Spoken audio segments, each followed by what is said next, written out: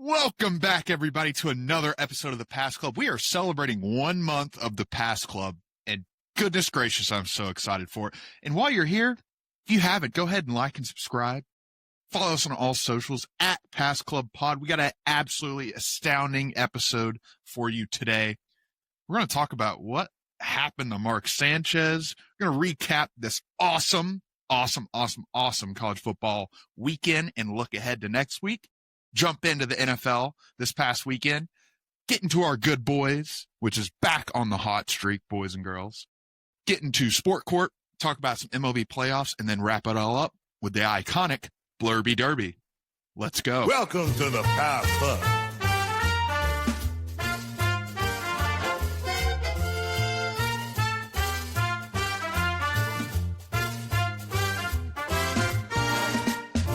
The Pass Club. The Pass Club. The Pass Club. The Pass Club.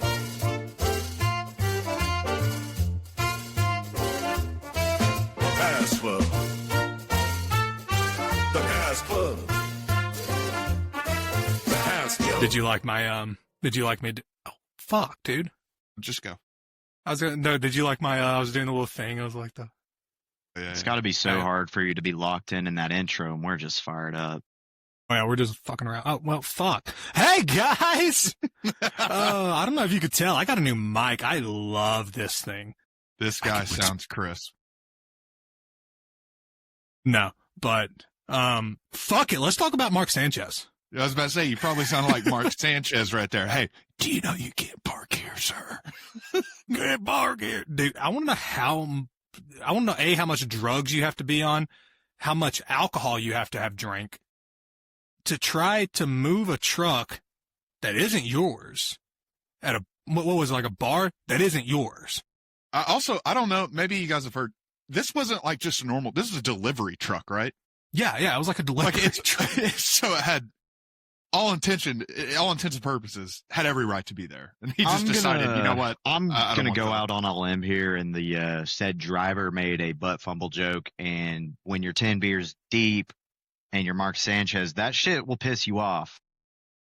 Yeah, but I mean, like, you can't be throwing a delivery driver against a damn truck, man. I mean, look, probably deserves, I'm going to hold off on that one, but.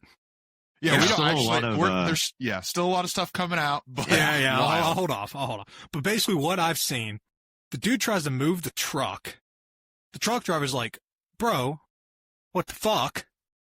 Mark Sanchez is like, I don't know. That's my best Mark Sanchez. Drunkard spew. Mark Sanchez from the Jets. Yeah. Yeah. Mark, I butt fumbled. Yeah, I can move your truck because I butt fumbled. You can't park honestly, that. You can't park that here. Look, you know who I am? I was going to say, never going to advocate for drunk driving. If everybody was off the road, kind of want to see Mark Sanchez move that truck off of drugs. And, I kind of think that would be entertaining just to see how far he could get it. Judged off his past. The guy, not very far. Yeah. Probably not. Perhaps a punishment probably for not even last past the line of place of the scrimmage. good boy. Last place of the good boy, you have to drunkenly enforce parking at loading docks. But try not to get chat.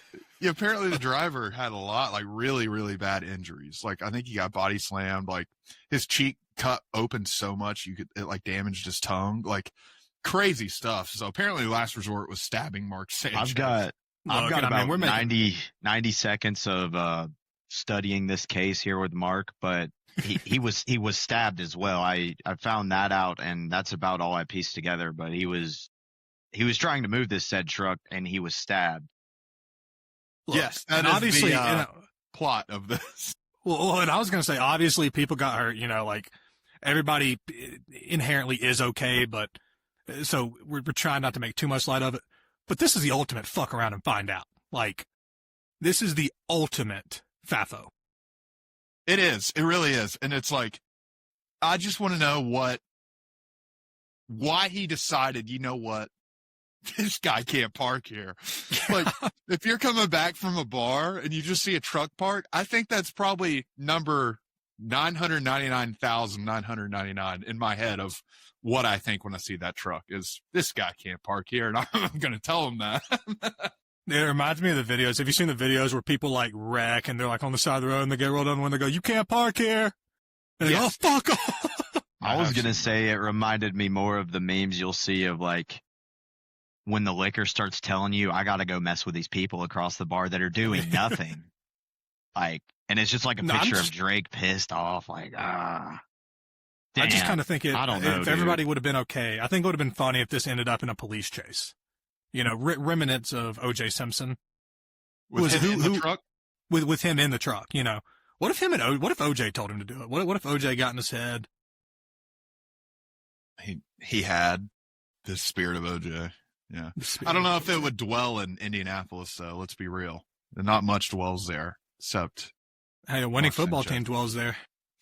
MVP caliber quarterback dwells there as well, apparently, right. Which is insane that that's even coming out of my mouth, but it is. So what an exciting weekend of college football. You know, on paper, you look at this past weekend and you're like, that's a solid week. But then when everything starts unfolding, my goodness, is it beautiful. It was absolutely beautiful. I just had a quad box going the whole weekend. Tons of action. I mean, tons of stuff. You know, early window kind of looked like Boise was going to give Notre Dame a little bit of a fight. Didn't end up really being that. Obviously, you have the UCLA Penn State game, which we will talk about here in a second. But, man, just an exciting weekend of college football all around. Let's start with the Red Raiders. Well, I think we all need to switch to EVs. It's the only way we're going to stop them. Yeah. If we switch to EVs. I think that's a fair point. If there's no need for oil, there's no need for the Texas Tech Red Raiders football team. Exactly. I mean, obviously, NIL is wild, but hats off to Texas Tech, man. I mean, they embraced this, and they said, you know what? If we can go buy players legally, why the hell not? And they went out and, I mean, hell, they flipped another 5-star this past week, too. I think it was, was another DL, another D lineman? I think so, yeah. Yeah. I mean, hey, the money talks. And honestly, Lubbock is a hell of a place. I've never been there. Always wanted to go to Lubbock. But absolutely, I mean, great college town, great program. If you got the money and I was a top player, I'd love to go play for Texas Tech, honestly. Elkins, I got a question for you. What is up with this? What is the tortilla thing? Or do either of you guys know? What's this tortilla thing? Dave, I feel like I've never even seen it. Now all of a sudden it's a big deal. What's that is certainly a me question there, Dylan, but I don't know. I don't know the origins. I have no idea. When the only thing I've thought about tortilla wise was the Arizona Cardinals jerseys last Thursday night or some time ago. They looked like tortillas, but yeah, apparently they throw tortillas in the air. I don't know. I've never seen it. I don't watch that much. I've seen it. Apparently they've been doing it for a long time too. I mean, I guess they just haven't been relevant enough for it to, make headlines. But now that they're a little relevant, throwing tortillas is pretty interesting. But did you see what the Big 12 did? So to spite Texas, okay, so this is this was a big controversy in the offseason. So apparently Texas Tech has been doing this for a long time, the tortilla throw, the tortilla toss. Well, whenever they went out and started buying players, the coaches, the Big 12 came together and basically said every single time, like if somebody throws something on a field, you get fined as a school. So the Big 12 and the coaches came around basically just to spite Texas Tech and the tortilla toss, and Texas Tech said, fuck it, we're just going to go drill some more oil and we'll pay the fine. So hats off, mad respect for that. Do they count each tortilla and then find them and then add up the fine and find them by that? Or is it like one tortilla equals a million tortillas? Doesn't matter. I mean, I think it's 67 cents per tortilla. Nobody in today's economy, that's pretty. Damn. Oh, is that what that was? Yeah, it was a 6-7 joke, man. Come on. I saw the 6-7 kid started a meme coin, and honestly, if you get rug pulled by the 6-7 kid, that's on you.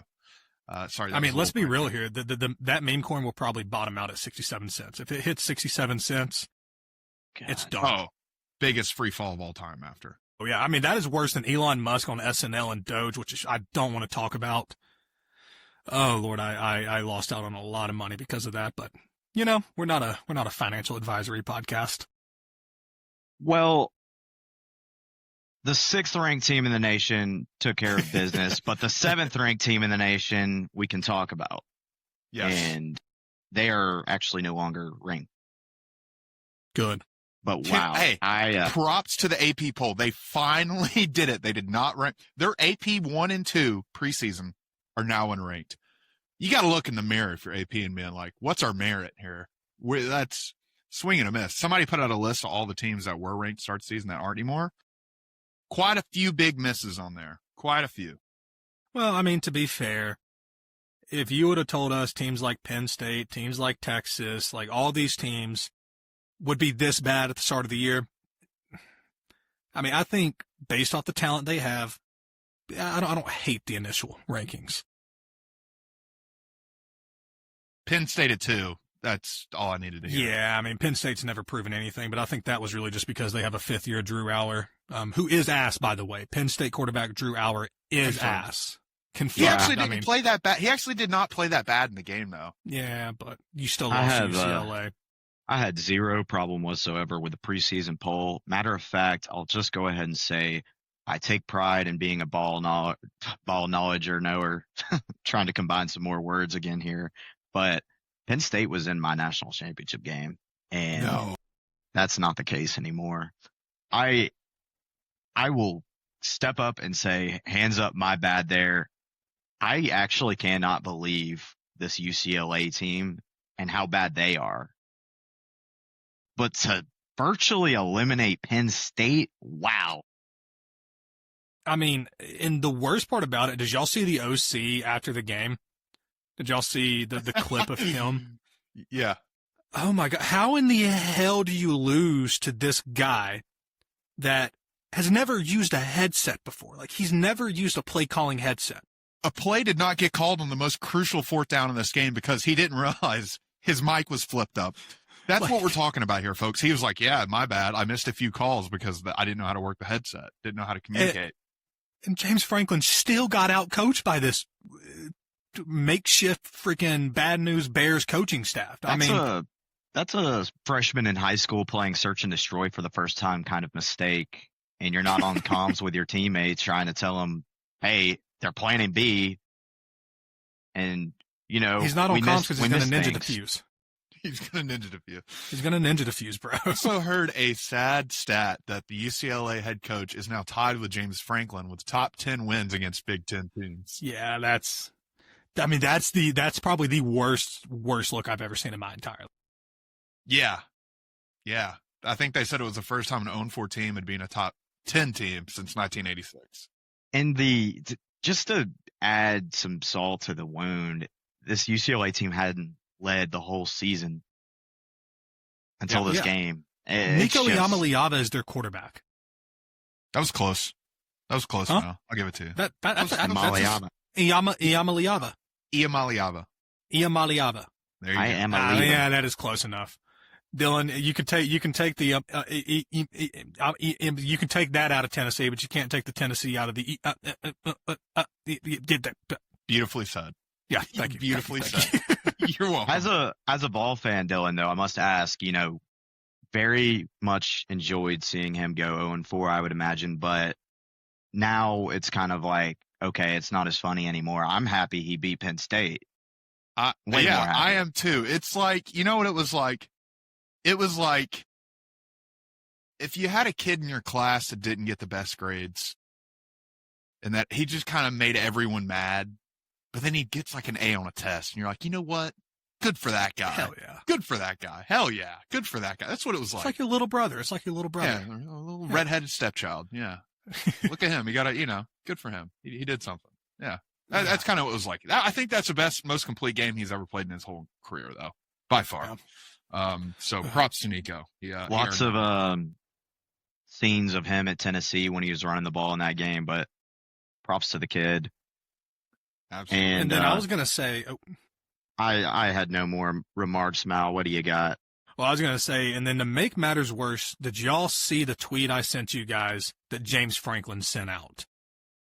Yeah, he tweets that every week and has for the past decade. Yeah, I know, but something about tweeting that after getting your ass waxed in California, it just rubs you the wrong way, man. I mean, I know you got to hold strong, but good Lord have mercy. Maybe you could have just taken 1 week off. I mean, was it a drafted tweet, do we think?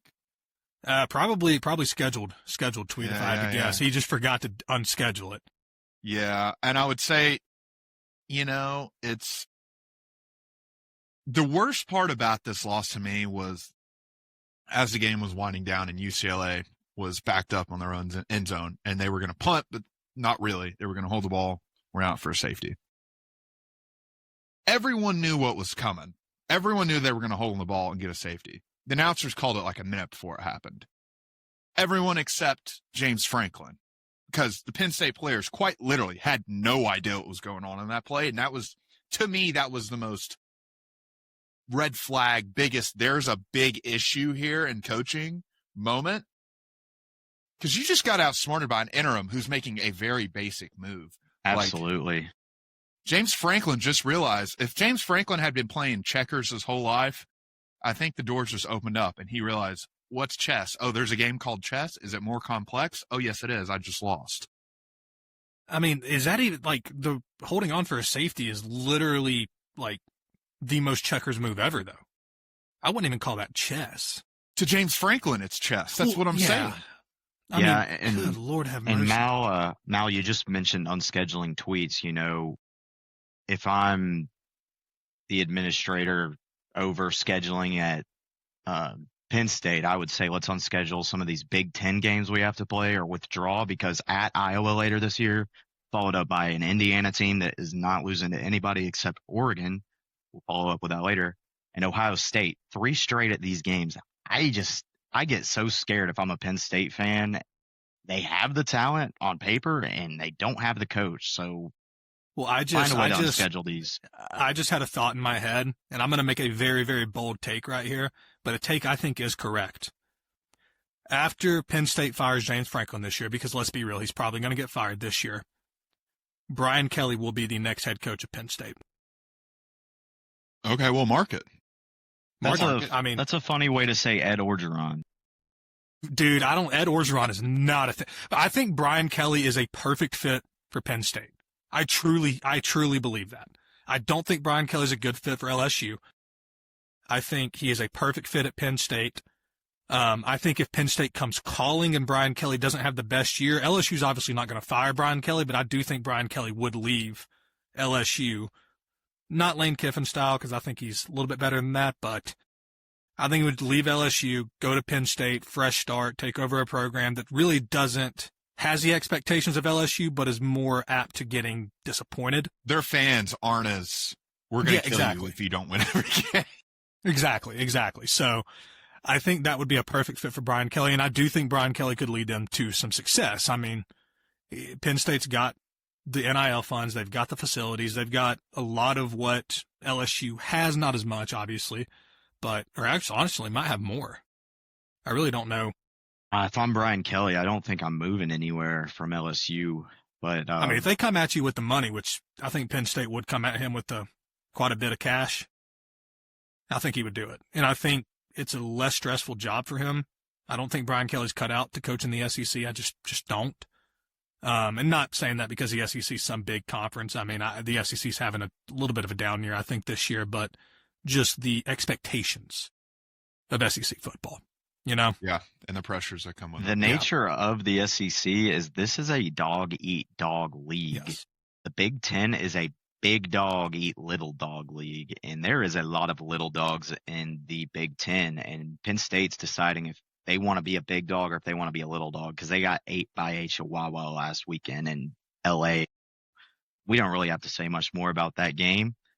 But big dogs, Diego Pavia, this guy thinks he's a big dog, and he learned a lot about himself this weekend. And, now he's sitting on the porch with the puppies. I mean, if you're going to talk the shit you talk, and he started the game very well. He started that game, that first quarter, he executed about as well as he could. But the wheels fell off for Diego. I mean, if you're going to talk the way that he talked leading up to this game, you got to have, a Jordan Mason type game. You got to go out there and you have to execute every single play. And then you can't cry about it when you're leaving and somebody's chirping you after that's literally all you've done for months is talk. You can't.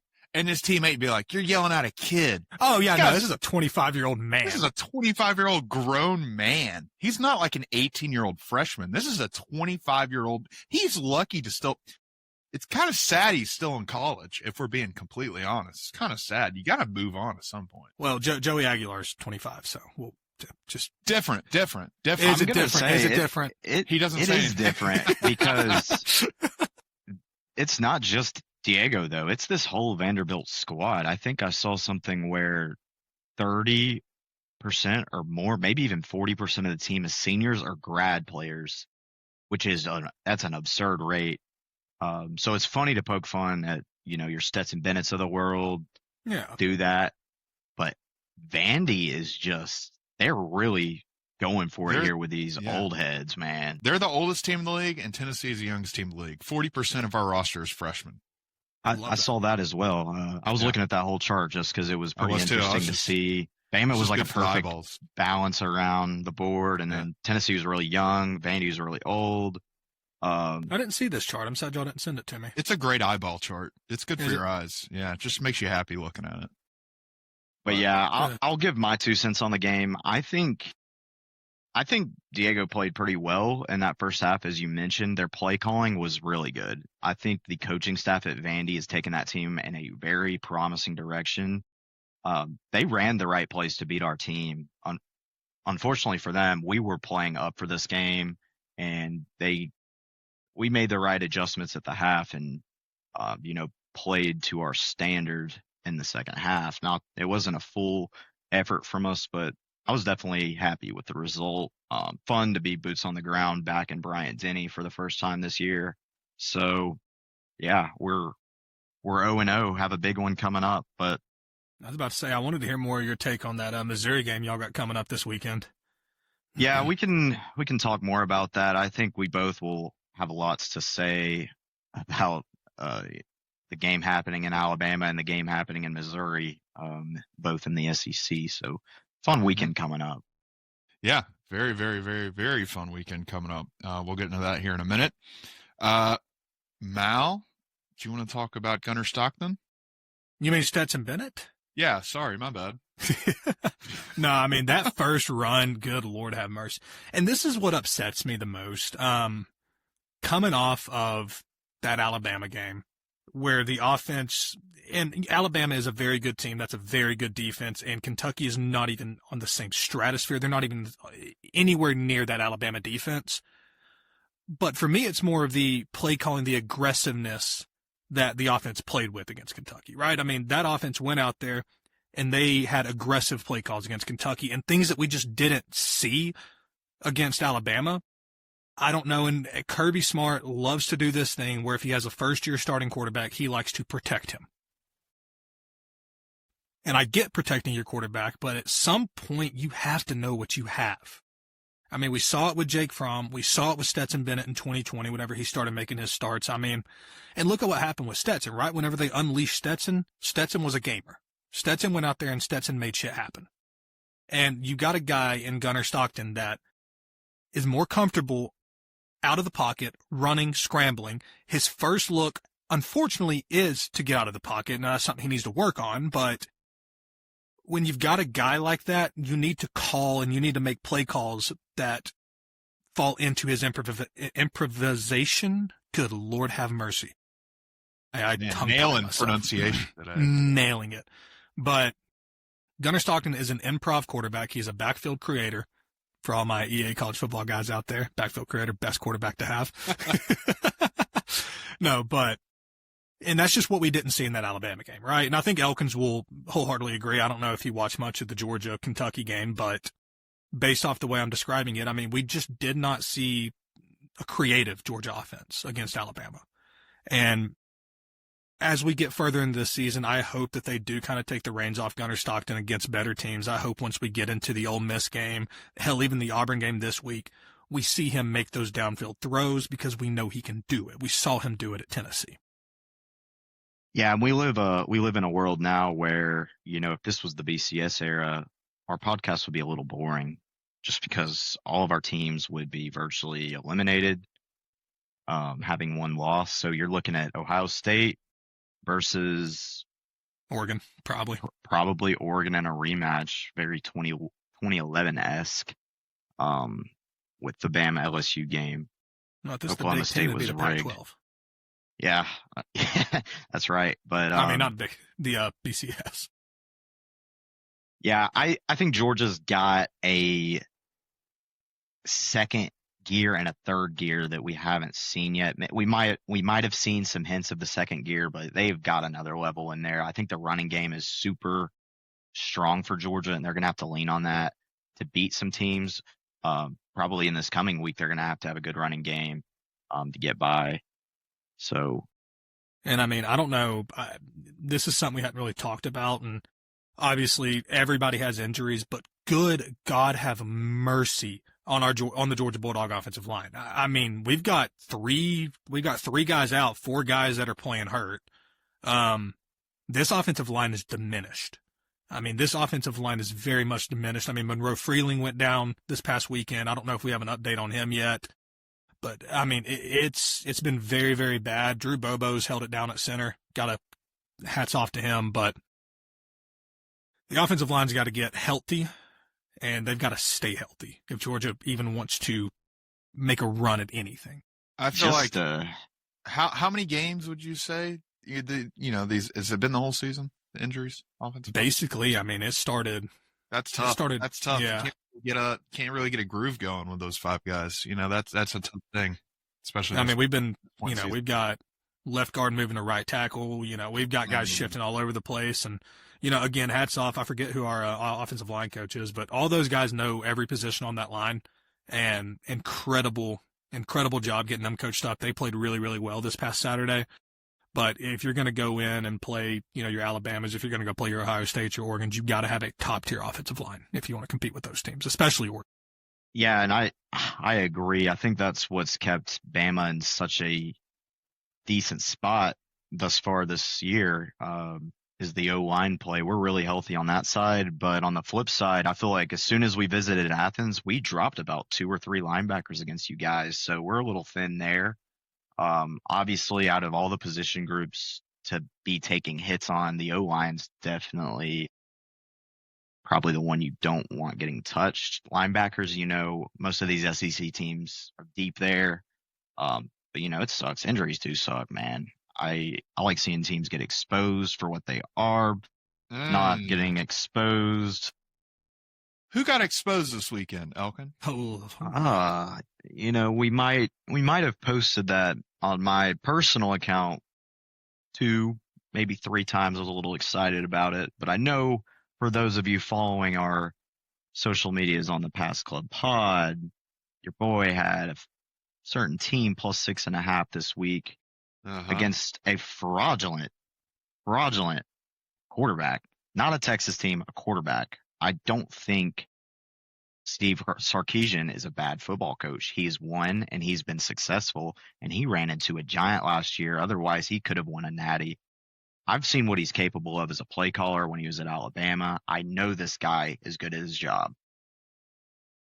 His quarterback, though, if he did not have the last name Manning, you name it, go on LinkedIn, any of those jobs, he would be working one of them. I mean, and we talked about this. Was it last week or 2 weeks ago?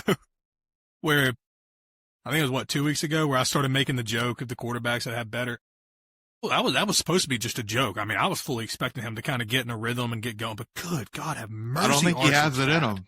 No. I don't think he has it. I mean, he's a third year now? He's a junior? Yeah. I mean, he's in the same position as Gunnar Stockton right now. All right, boys, we got to do something right here. We have to make an official announcement. This is the truth. This is the absolute nothing but the truth. Okay. Dylan, hereby certify Arch Manning. I got to hold it like Corso. A bum. He's a certified bum. Certified bum. You heard it here. I think this is something we should do. We can throw the word fraud around, but bum doesn't get uttered out of our mouths until we make an official statement. And this is a month of the Pass Club. I think it's good if we could do a bum once a month. This guy is a bum. Arch Manning's a bum. He's a bum. And I don't think you can get off of the bum list without doing something extra good. This is Penn, baby. We ain't got no eraser on here.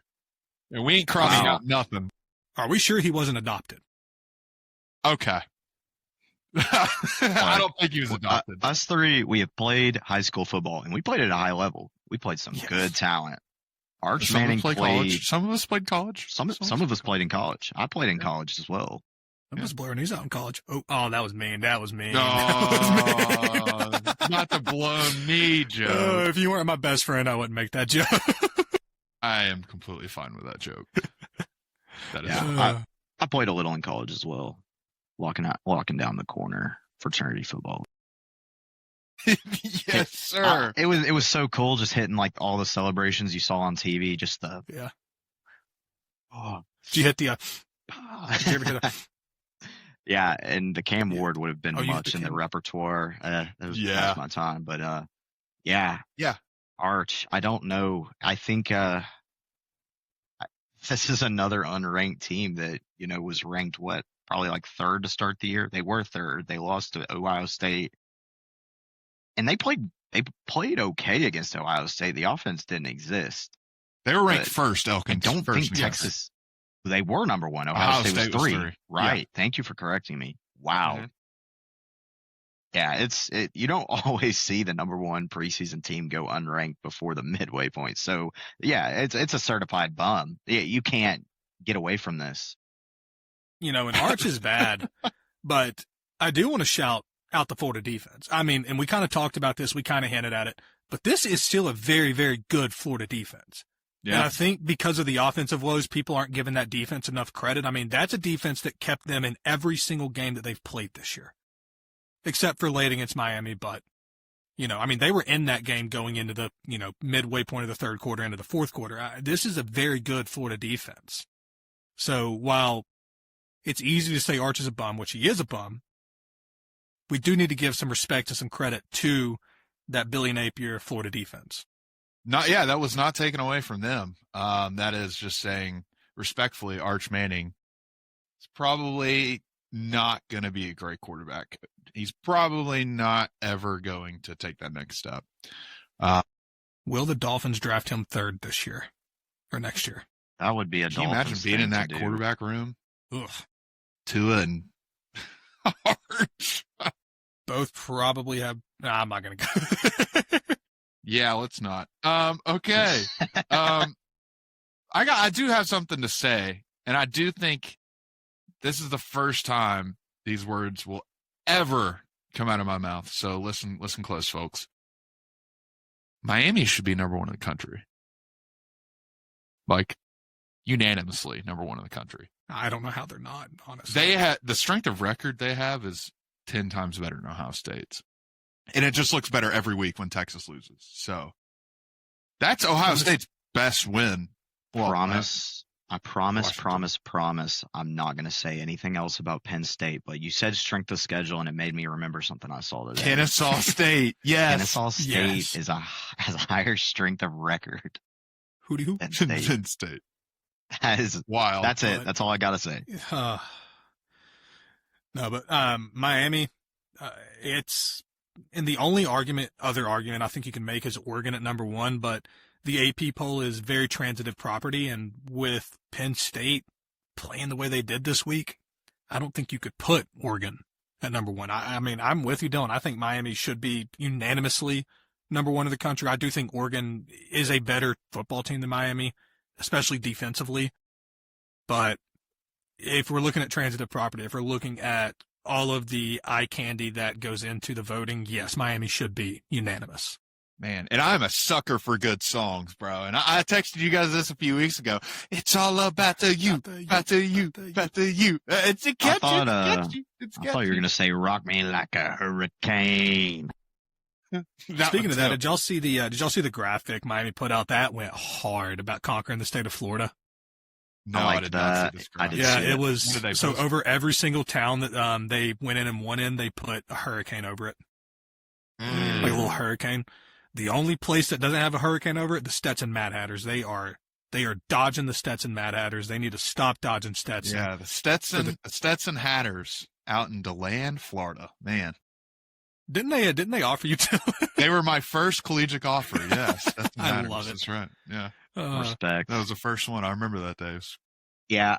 So I think it's a little bit strange that Miami isn't ranked number one. I think to be the number one team in the country, you have to play complementary football, and no team has done it better than Miami this year. They have a great offense, a great defense, and their special teams is just doing what they're supposed to do.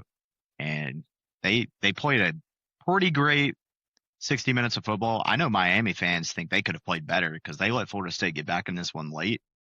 But yeah, they've been playing good. This is where I want to see like Miami play that Ohio State, but we don't get to see that until later this year. Hell, I think Ohio State's offense has got a lot of questions to answer. So, one of those things. Miami, props to you guys. You guys are doing your job. Y'all are not bums. Not bums. No, not bums. Certified not bums. And I'm very excited for this next weekend of college football. We have a loaded slate. We got Georgia going into Auburn. We have Alabama going to Mizzou. We have the Arkansas Razorbacks coming to Knoxville. That's not a big one, but I'm a fan, so I snuck it in there. We have Indiana versus Oregon, which I am personally very, very, very, very, very excited for that game. We have the historic Red River rivalry. And then we got OSU versus Illinois. Those are the big ones that we're going to hit on here today. Let's go ahead and talk about this Red River game, because this one is very, very interesting to me, because we just did certify Arch Manning as a bum, parentheses respectfully. How is Texas favored in this game? I know John Mateer is not playing, but I did watch a little bit of Oklahoma's backup. That's not like a huge drop off. And I think you got to look at, season, what's the word I'm looking for? Inertia, not inertia. But you're moving. You know what I'm saying? Momentum. Thank you. Good Lord. Brain we cannot fart. Remember words. Bad day today. Texas has zero. I mean, they're going to go play a top 10 team next week, and they're not ready. They're not going to be ready. I don't know how Texas is 2.5 point favorites. When I saw that line, I really spit out my water. Well, quite frankly, I mean, I think the only reason you could be looking at them as a favorite right now is from a bounce back perspective. They do have more talent than Oklahoma, I believe. It's just a matter of, can they finally put it together all in one game? And I do think the Red River, it's a neutral site game. Historically, Texas has dominated this series. I do think this is a spot where Texas could come out and get a blowout win, quite frankly. And all could be forgiven. Truly. I mean, if you look. Do you think they will, or do you think they could? I think they could. I think they had the potential to do that. Honestly, I will be staying off of this game most likely. I just think that Texas has way too much talent for the way that they've been playing. And I truly believe that if Texas goes in there and puts everything together versus Oklahoma, this could be a game they win by 17, 20 points. Yeah, but that's a big ask. You can't just show up and everything click at once. That's just not how it goes. Things click week by week. You start piecing things that work for you and ditching things that don't. That's a big ask. That's a big turnaround in a week, and I just can't see it happen. Here's my take on the game. We can all agree talent's great. You see a 5-star commit to Tennessee, Georgia, Bama. It gets you hype, right? It doesn't matter when you're going up a team that's got more heart than you. And Oklahoma, I haven't seen a defense play other than Ohio State. Ohio State's got the talent and the heart going on defense. They play really hard. It's aside the fact. I think the second best defense in the country is Oklahoma's, and they are coached up every week. Maybe they got their stats boosted when they played Auburn and went in and got, 10 sacks? So be it. I've seen this Oklahoma team play, and this defense knows what they got to do to win this game in lieu of the absence of John Mateer. So I agree. I think they got the spread right. It's enough to say, okay, Texas got everybody. Oklahoma's missing Mateer. Oklahoma's been better this year. So it's a good spread. It's neutral site. It's going to be a must watch for sure. Mm-hmm. I'm going to say give me Oklahoma, just to go back to my statement about how heart beats talent. And I think I'm Oklahoma's with got you on that. I mean, I don't discredit. Quite frankly, I mean, this is one of those games where I don't think there is a wrong pick. Honestly, it's also a rivalry, so yeah. I mean, Texas could be 0-6 and happen. Oklahoma could be 6-0, and it could go either way. So, yeah, no, I 100% agree with that. One game I particularly have my eye on as well. This Indiana-Oregon game is very, very, very, very, very interesting to me. This is one of those games. Indiana comes out and wins this game. Official. They're here, folks. They're here, folks. But also, man, we've had this conversation a few times. When you're in the process of building a program, there's games that you're destined to win, and there's games that you're destined to lose. This one seems maybe a little too early for them to win. You know what I'm talking about? Yeah. You know, you got to take your licks when you're building up a program. If you win the big one early, you know, kind of blow your load a little early. You know, I think Oregon pulls it out, but I do think it's close. I do think Indiana is for real for this year and will be next year for sure. I think Indiana's a very good football team, but when your head coach is drinking a lot of Coca-Cola, it's hard to beat that team when your coach is on the Coca-Cola. Yeah. Original recipe.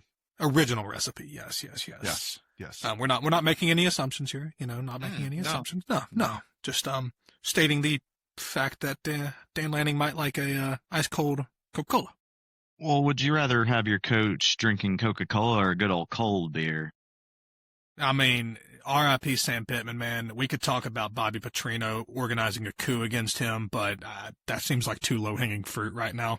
Yeah, we've got good games ahead of us this weekend. Yeah. No, what were you going to say on that game, Mal? I was just going to say Oregon defensively, still don't know if I'm sold on them yet. I think this is a very good Indiana offense. I think this is an Indiana offense that could go into Eugene and put up some points, but like you said, Dylan, ultimately from a talent standpoint, Oregon has them by far. I think right now they are on the come up. They're building. Kurt Cignetti's doing an incredible job in Indiana, but right now the atmosphere at how do you pronounce your stadium again? Autzen. That's right. This atmosphere at Autzen will be rocking. It will be a hell of a game to be at. And I think Oregon really can take care of business in this one, probably by 8 points. I tend to agree here. Oregon being at home, and this is a big advantage. I think they've got the more complete team on a talent aspect. Indiana, this is a fun bunch to watch. And overall for this weekend, I'm going to say this week 7, has the most Heisman implications. I think that's a literate sentence. That is. I think this weekend. Yeah. How else would you say it? I don't know. I think it has the most Heisman implications. I think that makes sense. That's a complete sentence, brother. That works. Yeah. That so out for me. Fernando Mendoza, I think he's been probably the best quarterback this year. Carson Beck's been wonderful. Dante Moore has been phenomenal. Ty Simpson's got a test coming. I think whoever wins this Indiana-Oregon game, though, that QB is going to be number one in the Heisman odds. Personally, and I saw a tweet that I personally agree, if you gave Ty Simpson Arch's last name, Ty Simpson would be number one in the Heisman voting right now without a question. Ty Simpson is, I think, the most pure passing quarterback in college football right now. I didn't believe it going into the Georgia game, but what I saw in that game, the reads he was making, the way he scanned the field, and I don't want to sound like I'm glazing this kid because it's still, I hate Alabama, but Ty Simpson looks really good. I think you guys have a true winner in that guy.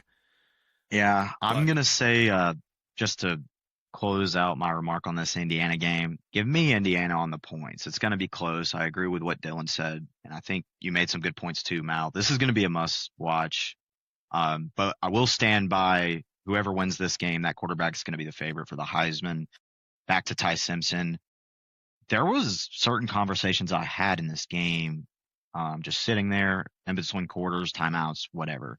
You turn around, start talking to some of the other Bama fans, and we're sitting there like saying like, what on God's green earth did our quarterback coach and offensive coordinator see the past 3 years?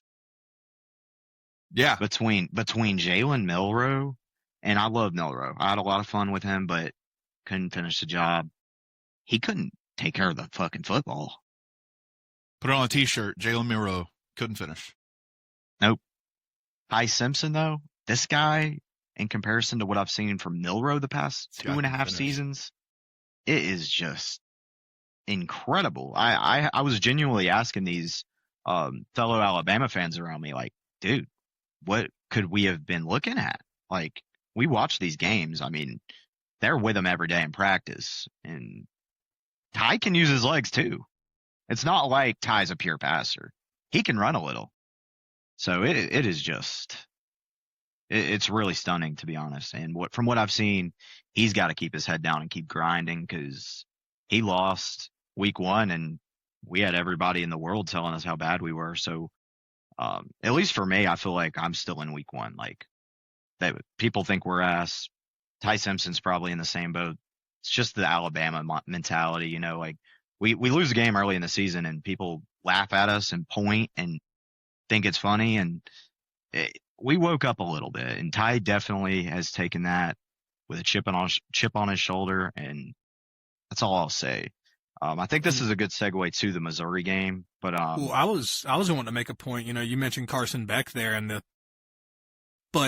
where we talk about Ty Simpson with his legs, that's where Carson Beck kind of fails. And from a passing standpoint, I mean, Beck has kind of regressed this year a little bit from a passing standpoint.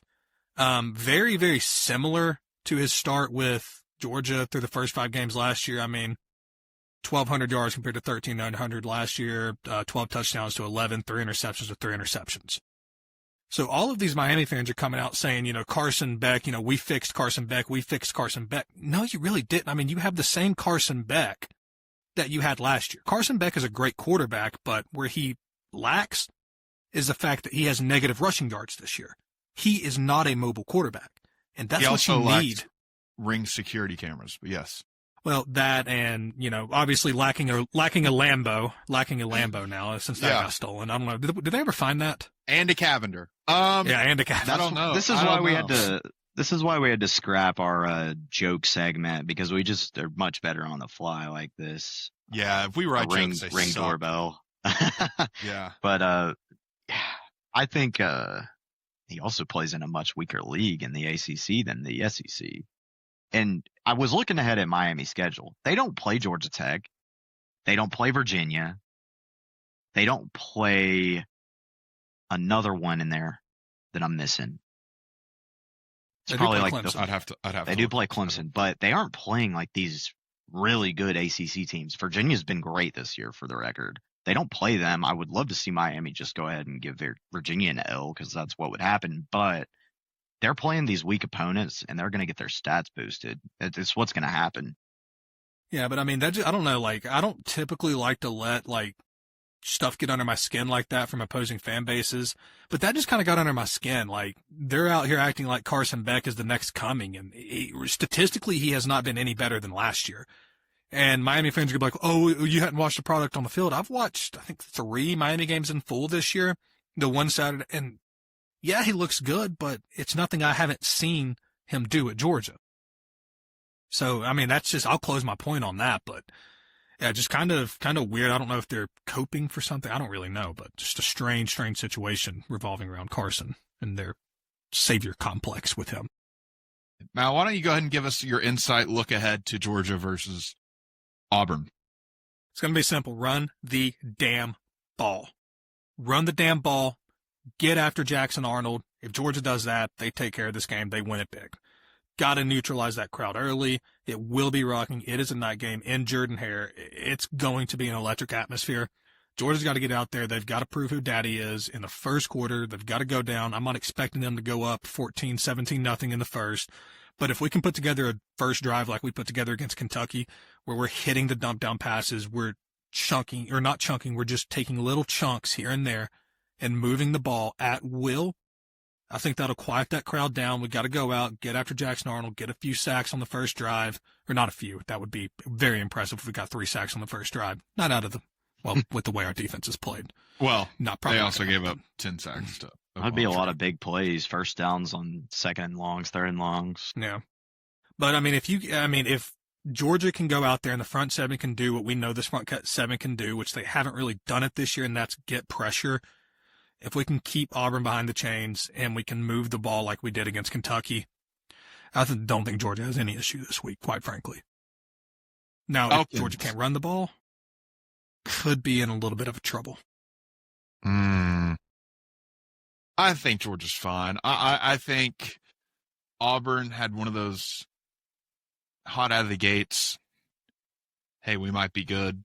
Reality slapped them, and this is another reality slap coming. I got Dogs by 14 plus here.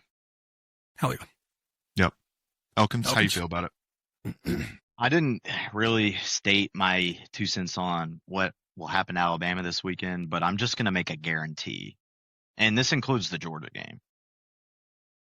I guarantee Missouri or Auburn, one of the two will win this Saturday.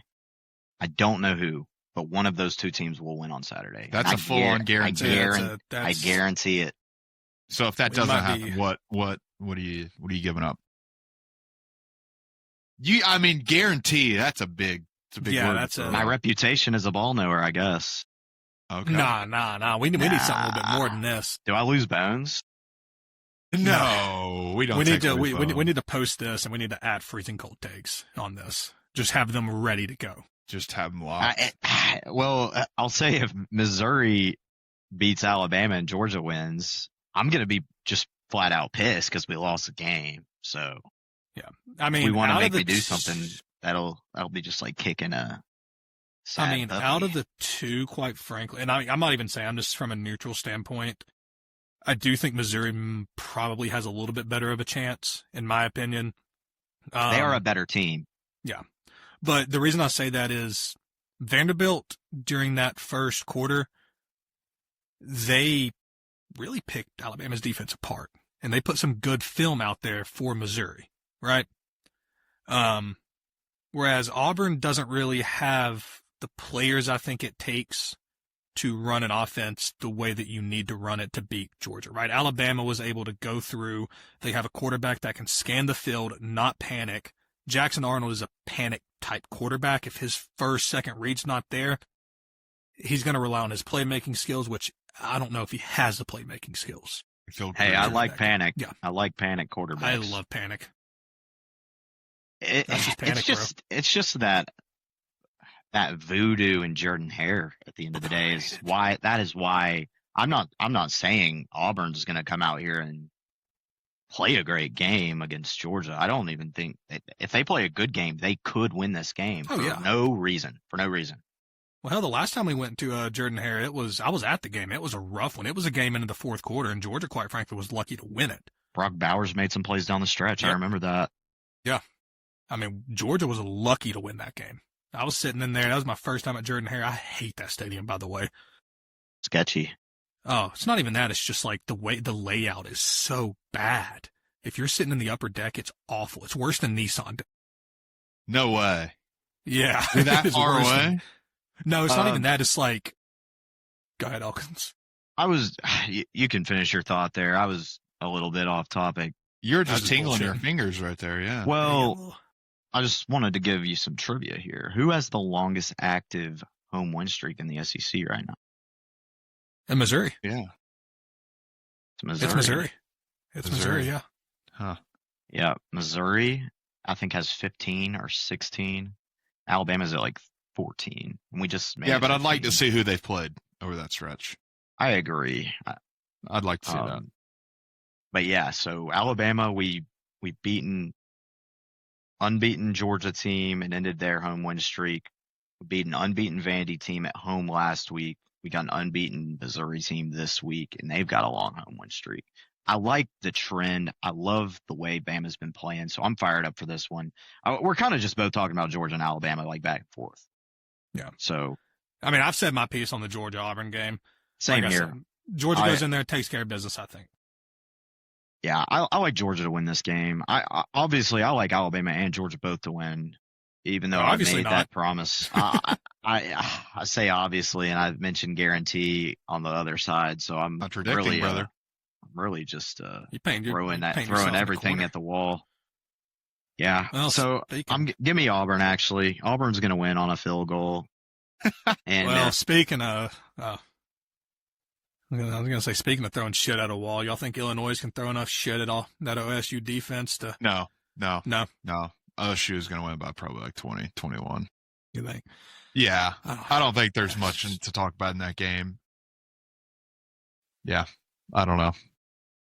I'm looking at it through the lens of, well, if Indiana beat Illinois that bad, I definitely think Ohio State's a better team than Illinois or Indiana. Yeah, but I mean, at the end of the day, like, teams can have a really, really bad day at the office and still be a damn good team. I mean, look but that shows. Look, if you have a bad day at the office, that's your floor. Unfortunately, you can always hit that floor again. It's not like it's here. It's here. We can't get that low again.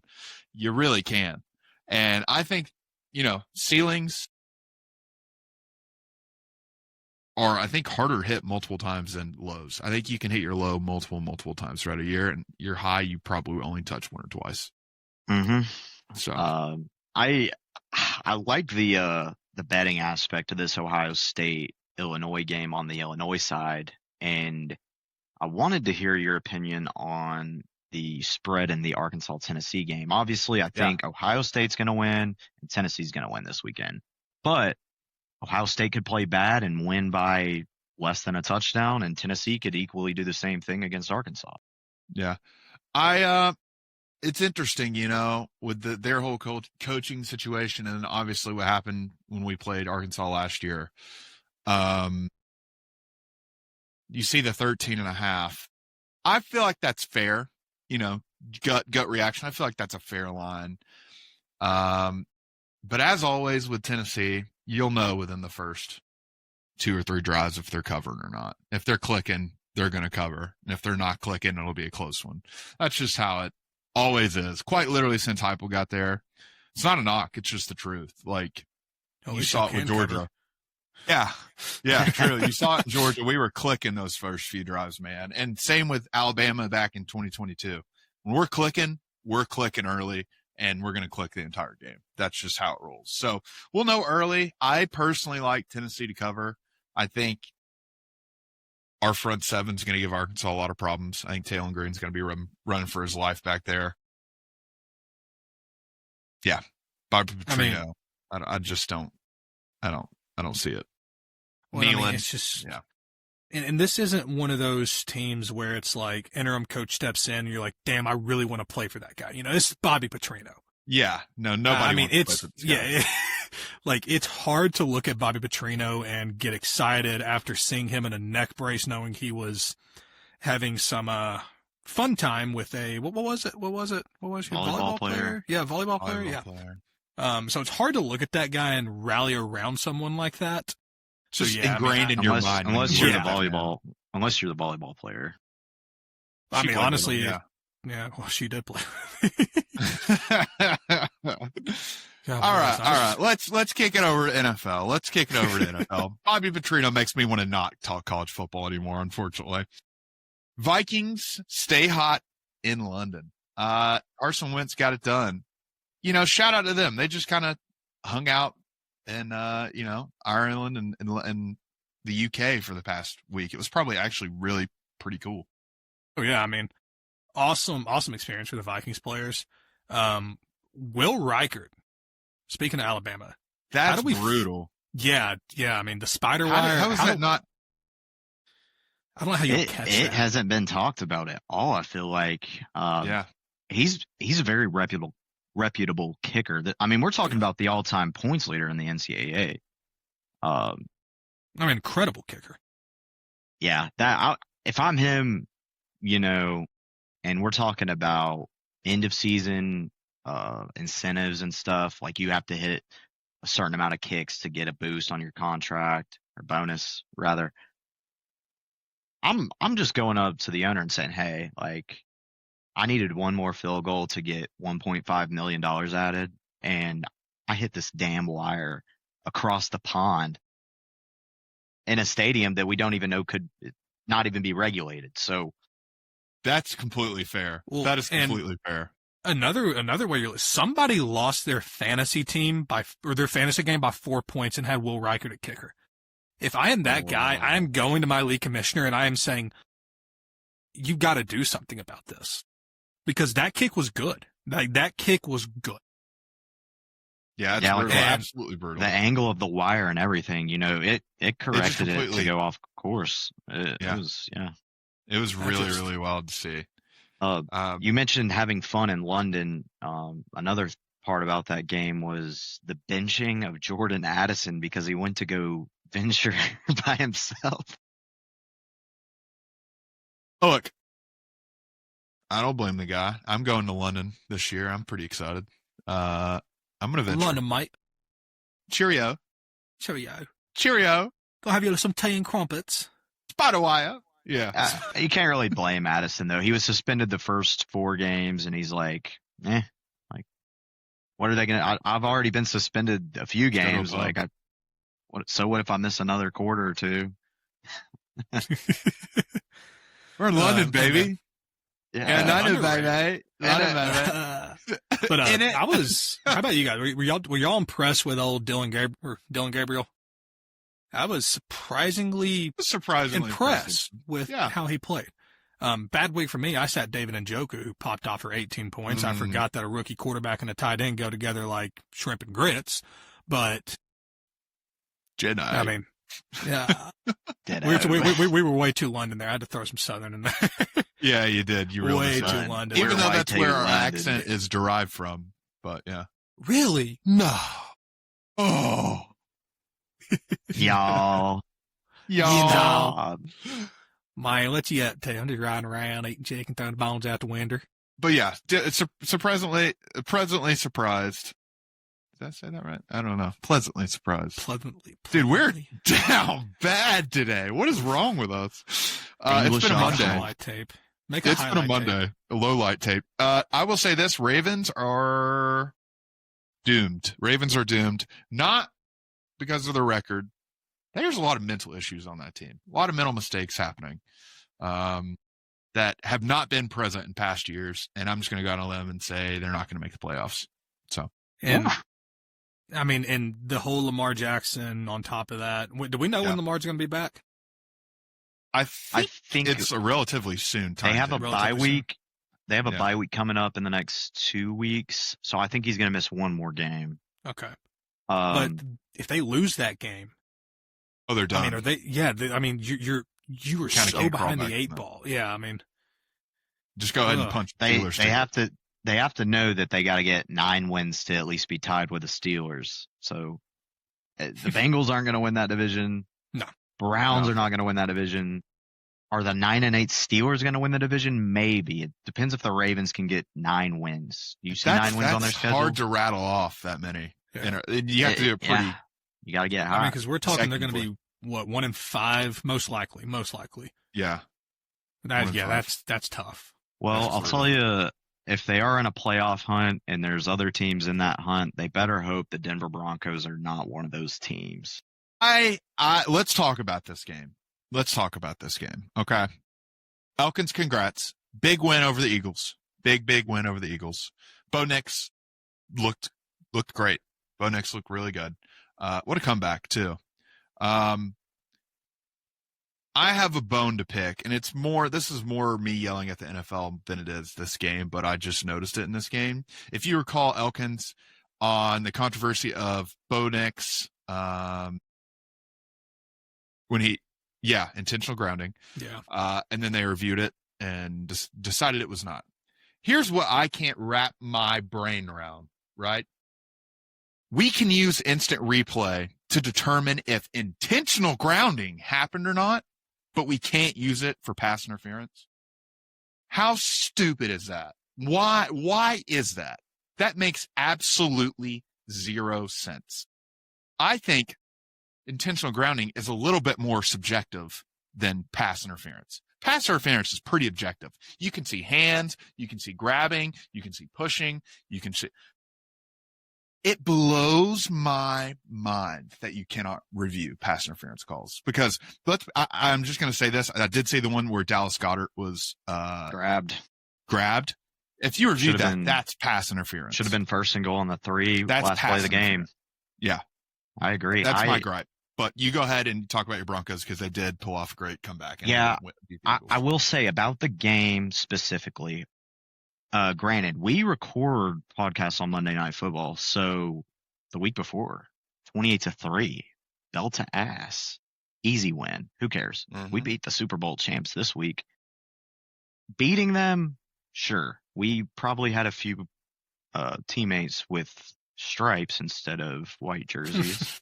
I watched the game. I mean, it was evident that late hit, unnecessary roughness that gave us a first down on Zach Bond. I was not a fan of that, even though it by definition, it was a late hit. It was really weak, though. I would have been upset about that as a Bird fan. 2, the pass interference and the intentional groundings. List goes on. It was a little jacked up. Go back in time a couple weeks ago, we're talking about that leverage penalty. So I think it's 1-1 Denver versus the refs this year. We got one back in Philly. Unfortunately for the Eagle fans, they're going to think, hey, we're 0-1 now. Like we need the refs to help us out. And hopefully that happens in the playoffs or something in a timely game.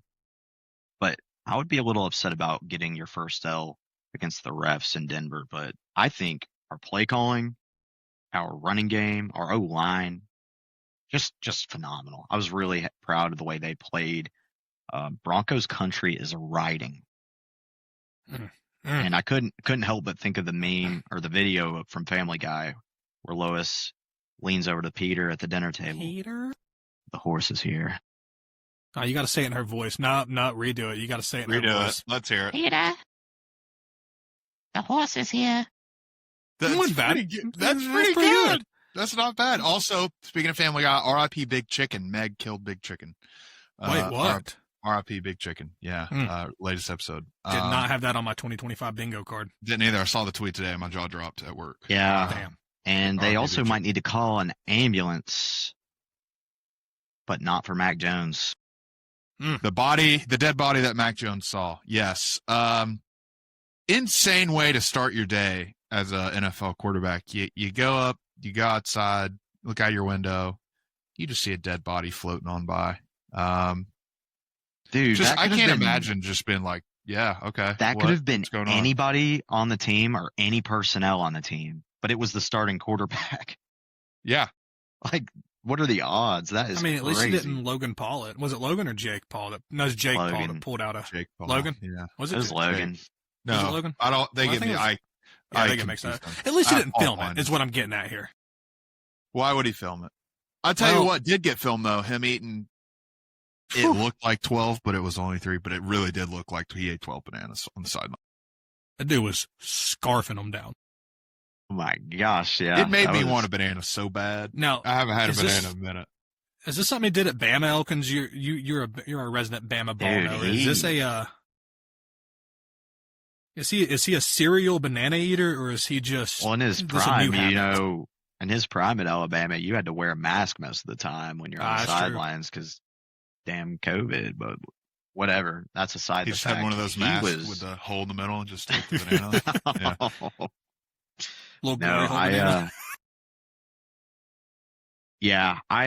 I love Mac Jones, obviously, for what he did in college, but I thought he showed so much class. The bananas were objectively hilarious in that one interview, but in the other interview I saw, he was like, I was brought to San Francisco to be a backup quarterback, and obviously, like, we're paying Brock a lot of money, and this is his team, so I'm going to try and get him a few wins so that makes his job easier down the stretch. And I was like, dude, how do you even say that answer? I would be up there saying, like, make me a starter somewhere. I'm one of the best 32 quarterbacks, obviously. Yeah.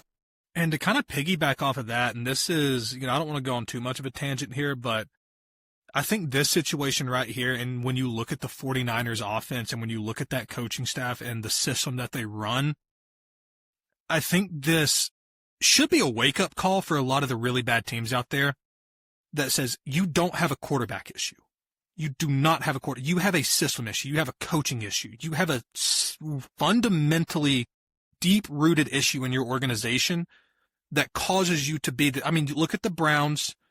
I hate to nitpick the Browns and pull them out of a hat, but they have been so bad for so long, and they have went through how many quarterbacks? At what point do you go, we don't have a quarterback issue.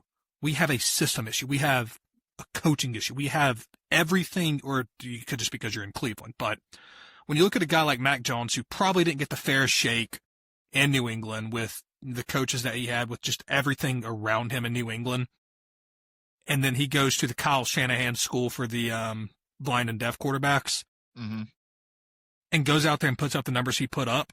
Shanahan's like Professor X. Exactly. He's like Nick Saban. Really, we should demand Kyle Shanahan must be in a wheelchair and shave his head.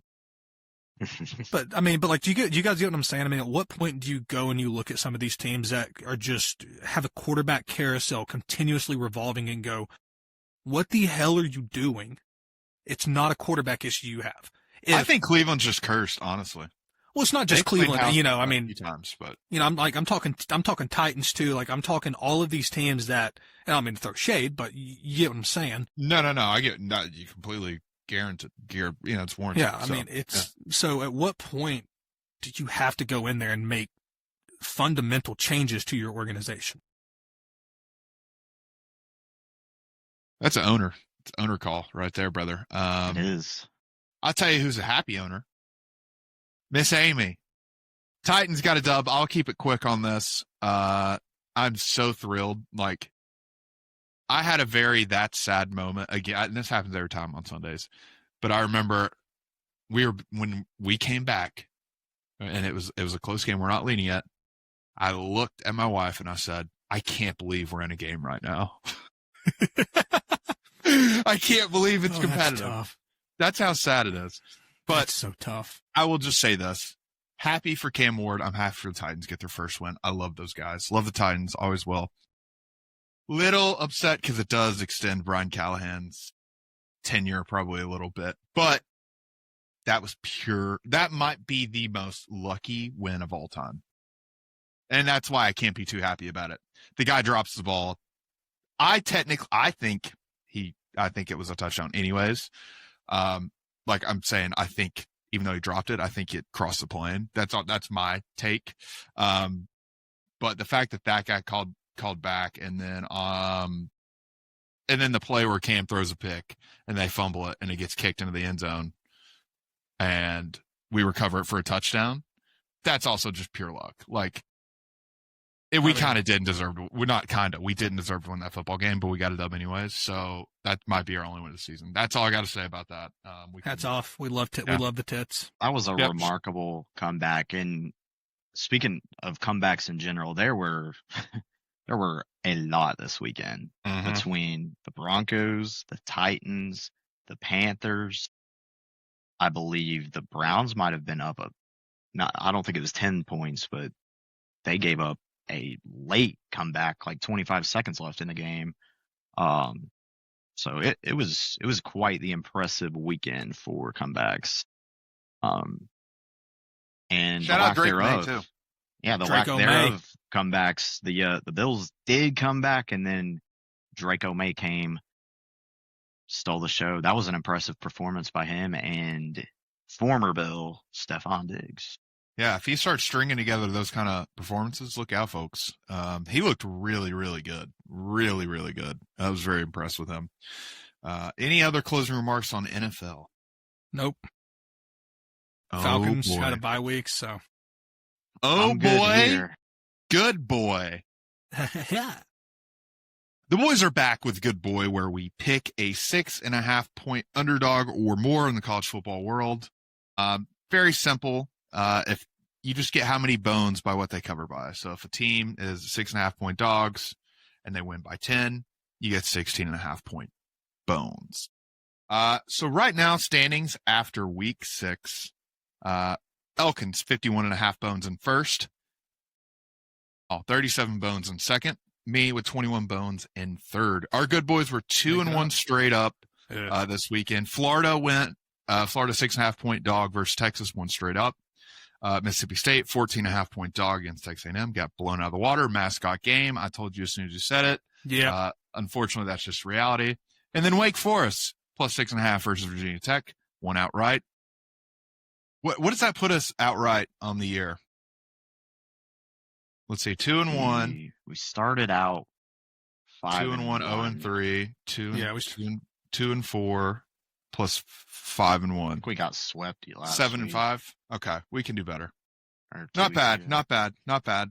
Elkins, you are in first, so why don't you go ahead and give us your good boy of the week, week 7. We're going to keep standing on business. We talked about how good Florida played defensively. I like this team this weekend to play a great defensive game. They're going to cover the spread, and I think this number is just a little bit too high for them to win the game. It's a revenge game. It is the South Carolina Gamecocks in Baton Rouge. I looked at this. What is it, 9.5? 9.5. 9.5 point dogs.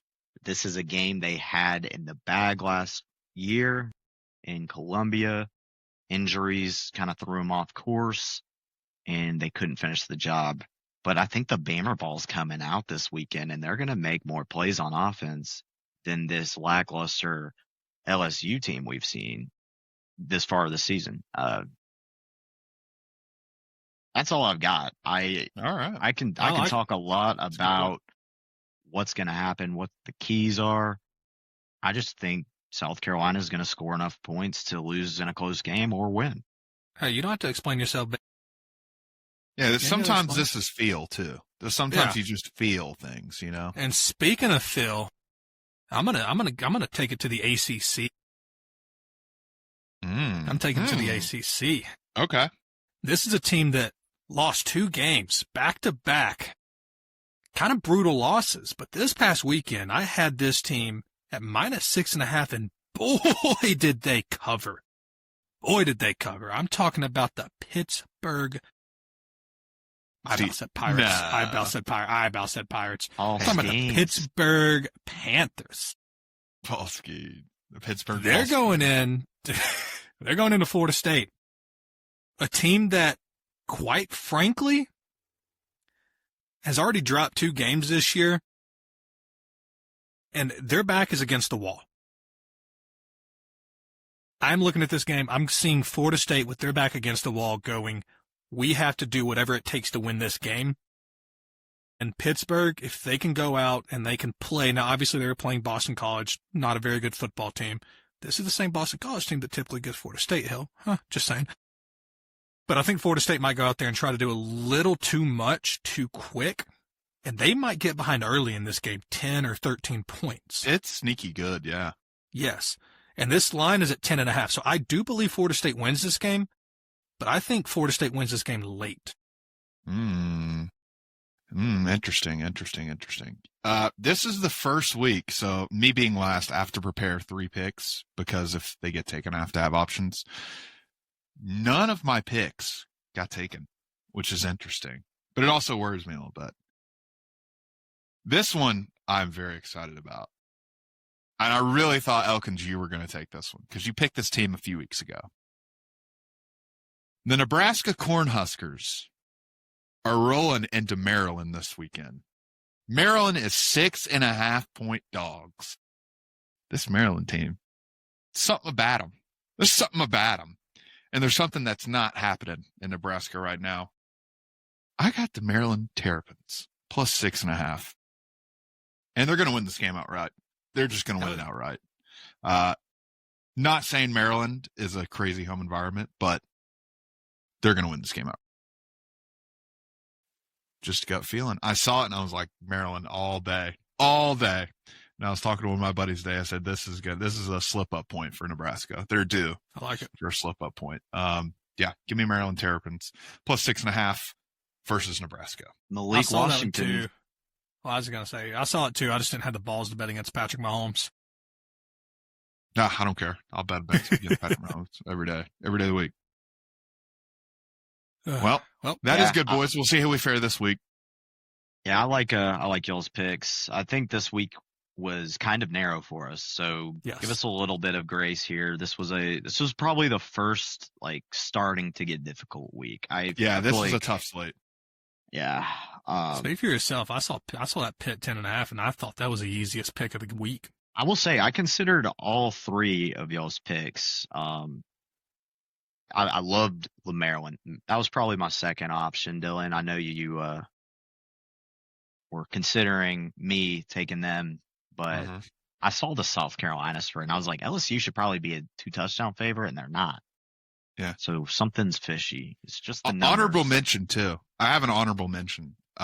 Temple is getting 8.5 points versus Navy. Navy is 5-0 right now, but they got to go to Temple. Like I said, it's not like it's a home environment. This Temple quarterback puts up numbers. So just look out. I think he has 13 touchdowns on the year. Just look out. This kid can sling the rock. Temple might win this one outright too.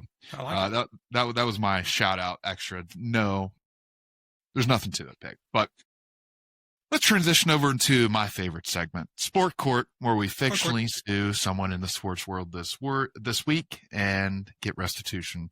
I can go ahead and start us off. We talked a little bit about this team earlier, but it's not a team I am suing. It's not a person I am suing. It is an object. I'm suing an object.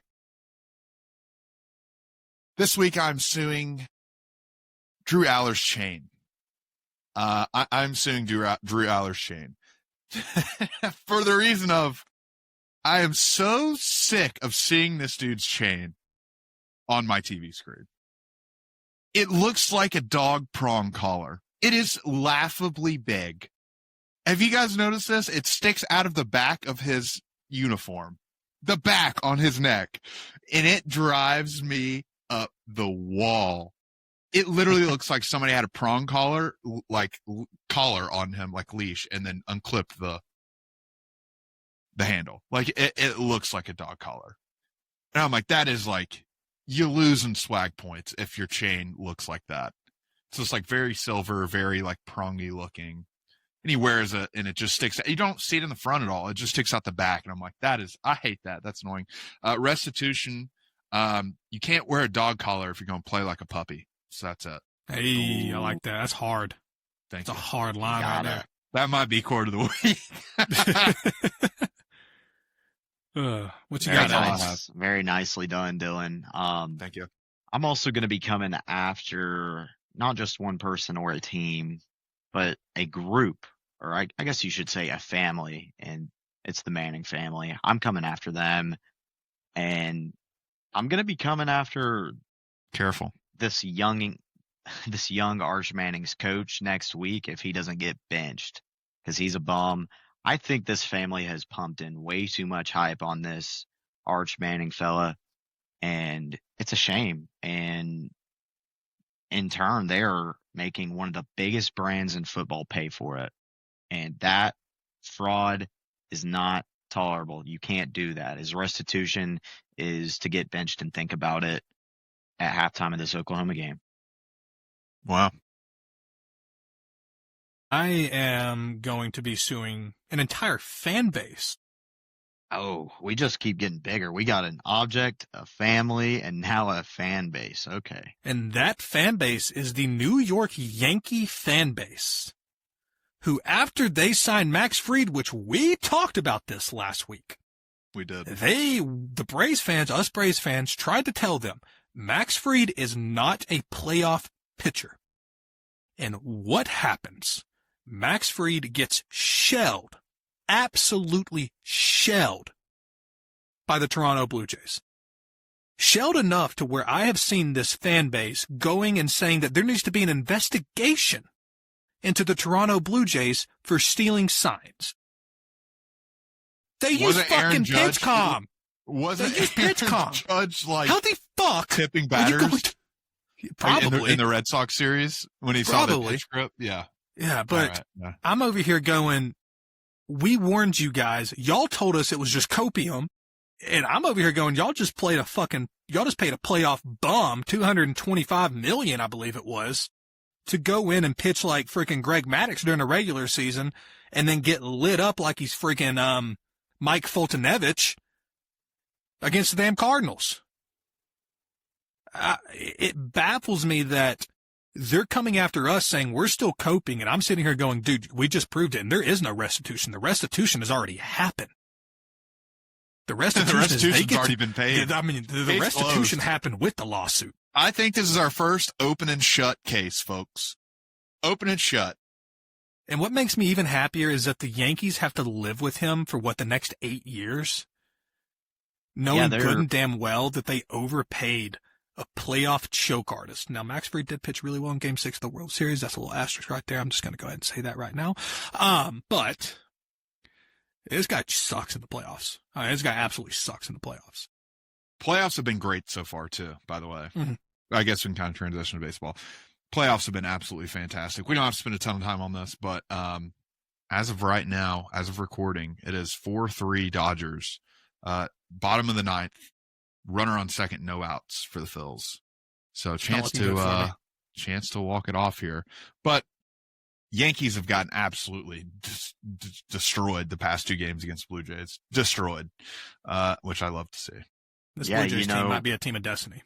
I said it a week ago. Max Fried's going to get you to the postseason, but that's it. You better have a handful of good pitchers. And I do want to shout out one that just made a name for himself, and that's Cam Schlitter of the New York Yankees. He pitched a gem in Game 3 against the Red Sox. He's going to need another one here in New York to force a Game 5, hopefully, for the Yankees.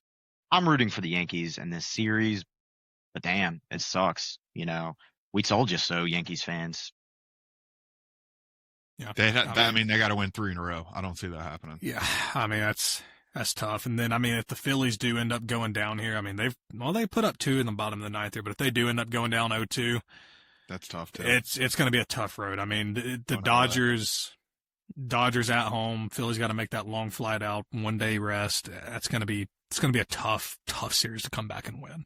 I really thought the Phillies, and we got to go back into the whole rest versus rust conversation. I mean, it feels like we're having this conversation every year since they've expanded the wild card.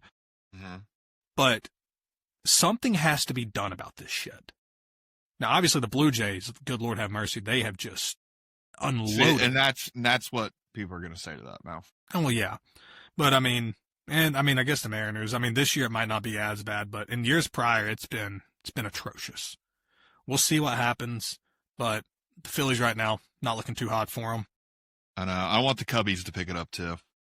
Yeah, I really want to start here. Lots of fun postseason environments coming up. That's what makes the MLB playoffs one of the best.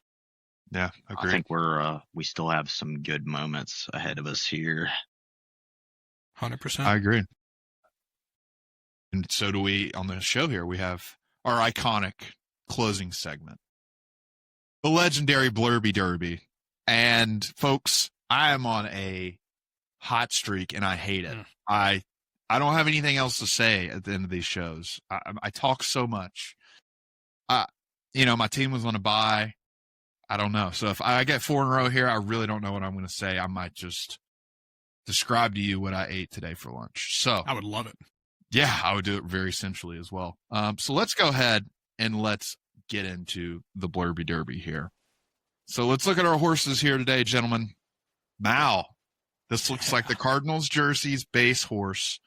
It might be Georgia Tech, like saddle. And your jockey there. Elkins, darker horse, pink, some blue. Me, more of a traditional look. Okay, I'm still wearing some pink, but any closing remarks before we get this underway, gentlemen? Start your horses. Sorry, I also did pre-mute this so we don't get our ears blown out like last time. So, all right, here we go. 3, 2, 1. Here we go. They're off. They're running miles in the lead. I feel like in I'm the lead. always have like a little bit of an early lead. I don't I'm like in it. last. Elkins is kind of just It's holding on about to second time there. for me to make a move here. Yeah, can we get Elkins a I win, am man? I feel sandbagging bad for right the now. kid. I'm in the Oh, back. he is. He's I am sandbagging. That means sandbagging. that's I'm not about to good make for a run. We're right where That's we not need to good. be. Mal's still out in front. Oh Elkins yeah, one I'm not second. liking I'm this. falling behind. We got in 8 third. seconds left. Oh, good 8 God have seconds. mercy. Am I going to hold Here the we lead go. the entire time? Oh no! Uh-oh. Here I come. I think he's rigging it. He's rigging it. Oh. He's rigging it. He's rigging it. We get to essentially hear Dylan Dude. talk about his lunch. Yes. Oh, I love it. This is like the one thing I don't want to win in my life. Cause like it was fun the first 2 times. Now I'm just like, I don't know. All right. Hey, the rules are the rules, man. You get a minute. Rules are the 3, rules. Talk 2, about 1, anything. go. So today for lunch, I had a nice burrito bowl. And in this burrito bowl, there were some naughty little peas and some naughty little carrots, some corn, and some brown rice. You know, we're trying to be a little healthier around here. I don't know why, but during the winter, I always tend to slim up. In the summer, I always tend to beef out. It's kind of backwards, but that's just how I roll, you know. And in this bowl, we also had some chicken, grilled, deliciously seasoned. Not as much sodium. I'm trying to cut back on the sodium. I really just want to be better this winter, you know. Trying to be a winner. And I absolutely devoured it. And I absolutely loved every second of it. And for dinner, I had a delicious steak too. Shout out the wife. She absolutely killed the steak tonight. And I love you guys. And thank you for listening to this show. And I still have 10 seconds left. So like and subscribe. Like and subscribe.